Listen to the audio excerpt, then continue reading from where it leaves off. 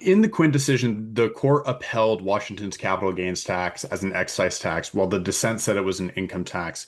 Without asking whether you agree with either side or how you would rule in a future case, what should voters know about how you would approach precedent, constitutional text, and separation of powers if a related case reaches the court?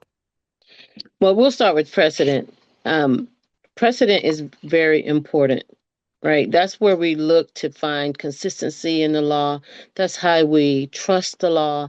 That's how we protect the rule of law, is that we don't stray away from precedent that has served to create stability for everyone, to kind of know what to expect, to plan for their future, and that sort of thing.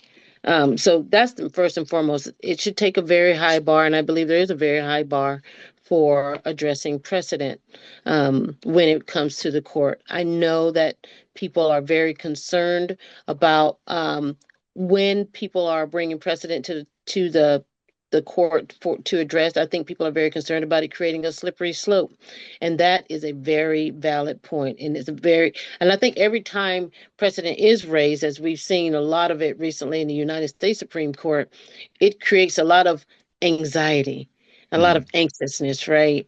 And we have to take that into account. I'm a trauma informed trained attorney, and I'm a trauma informed trained judge. And that's how it shows up in the court. People become anxious, people become worried, people become agitated. And Mhm. we just really need to make sure that we're taking all that into account.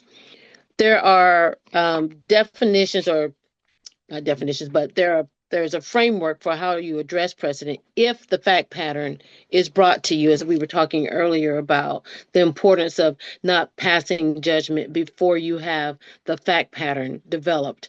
The Supreme Court doesn't have a fact pattern developed at this moment about how the millionaire's tax is going to either be uh, promoted or objected to. They don't know yet, because there's not a body of law that's been developed at the trial court level, which Mhm. still has to happen. Um, but if the Supreme Court, after the trial court develops a body of develops a record and the fact pattern that comes up to the Supreme Court's going to be looking at whether or not, um, one way or the other, whether or not what is being asked of the to change has been harmful Mhm. in and of itself. So there's going to be this long historical um, approach to addressing the current law before we even get to the new law. What is the law right now?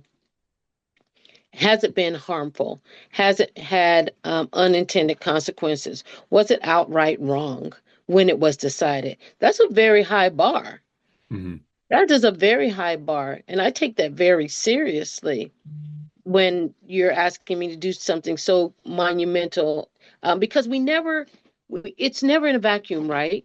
There's always ancillary uh, collateral consequences